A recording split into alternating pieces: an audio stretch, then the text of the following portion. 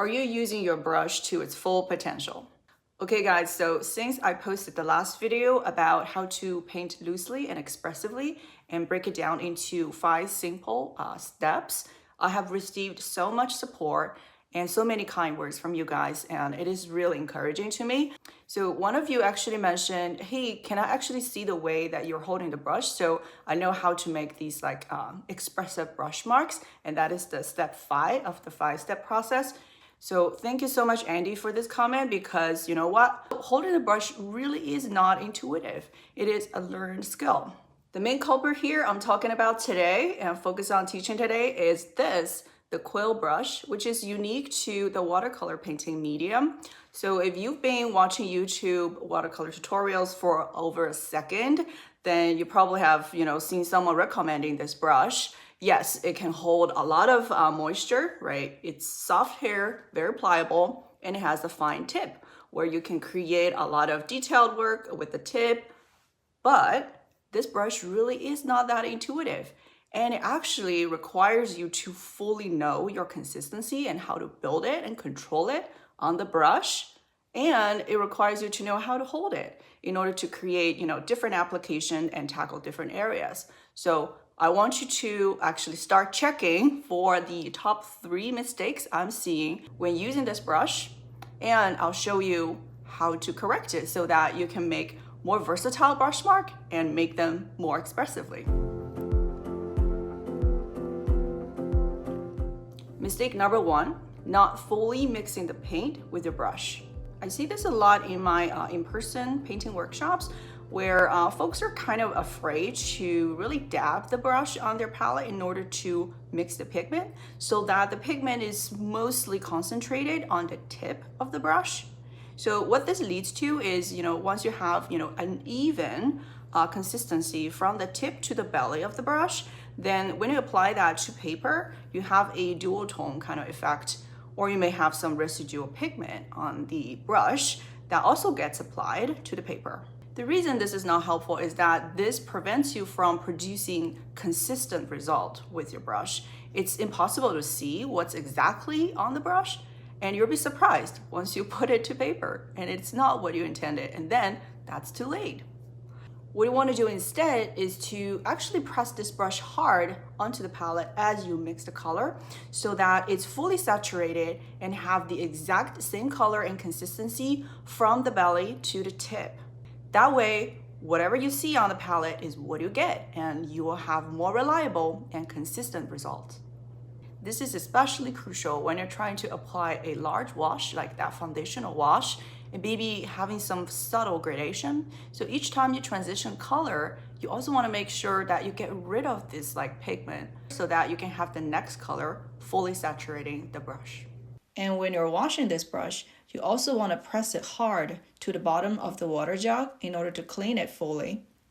And sometimes you may have to squeeze the moistures out, for a faster cleaning and switching colors. Otherwise, it can take forever to clean and reload this brush, or going from thin to thicker mixture. Common mistake number 2, holding too close to the tip of the brush.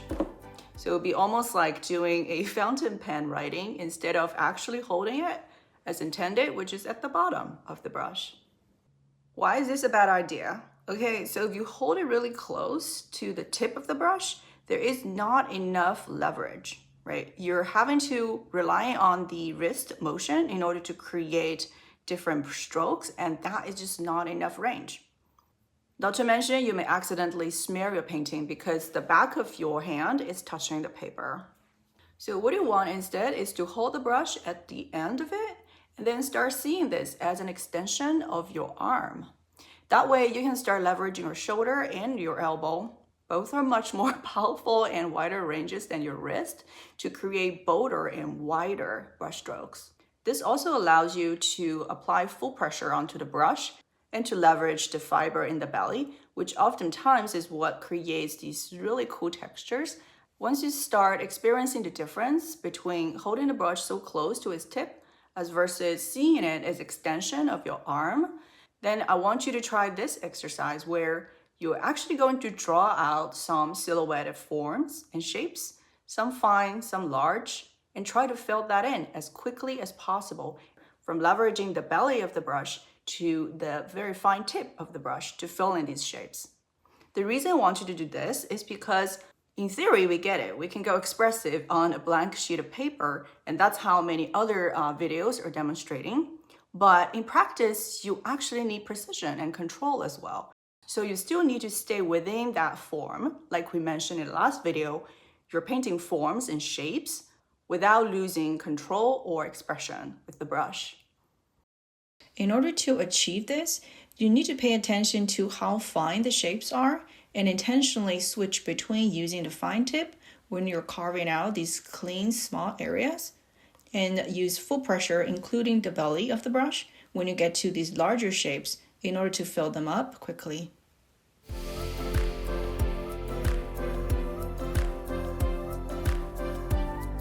So it is still about filling in that form as quickly and precisely as possible.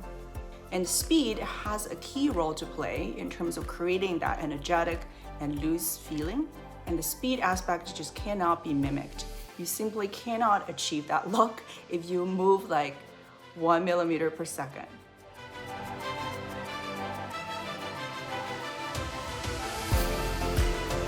Last but not least is mistake number 3, a whole lot of dabbing, not enough diversity, and the brushworks. So this one's actually at the core of how to achieving that expressive look, as discussed in the last video. However, I'm not leading with this mistake. That is because you do need to get the mistake 1 and 2 fully corrected before moving on to this one. Because if you don't know how to build the consistency and apply it every single time by saturating the brush head to toe, or if you don't know how to hold the brush so that you can actually leverage its full range motion as well as all the different levels of pressure, then you're not able to move the brush in a variety of ways to achieve these marks. So the most common way I see people applying this brush is to hold it like a pen. That's what we're used to, right? And then the dabbing motion, right, is really prominent. And you see people having this like very repeated marks. And that is all because it's done by dabbing, not enough diversity for direction and pressure.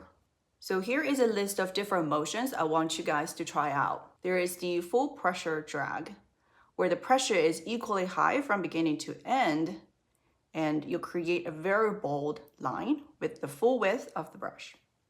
There's also lifting, where you start with higher pressure, then you leave it, and you can create these tapered end, and the notion of the speed started to manifest itself. And there's also tilting, where you leave the brush sideways and you will have more frazzled look towards the bottom of the brush.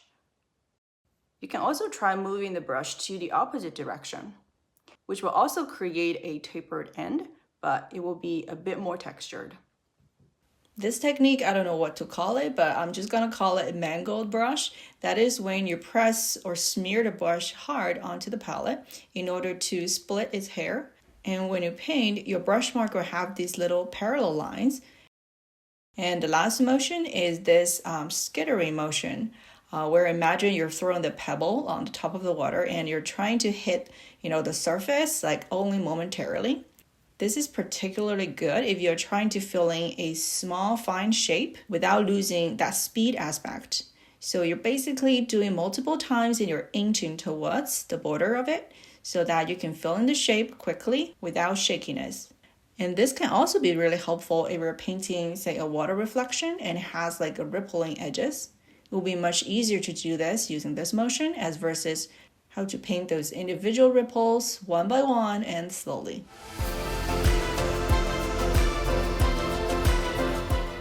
However, you may be wondering, hey, so what about all these other brushes that I have? Will they work the same way? Guess what? If you really concentrate on using this brush and using it well, then all else really follows. The flathead brush, the primary motion for it really is dabbing. And we know dabbing is the simplest for everybody to learn, right? So it's a matter of dabbing with different lengths and draw longer lines. Maybe you can practice that. But in terms of range, it's much smaller than the quill brush.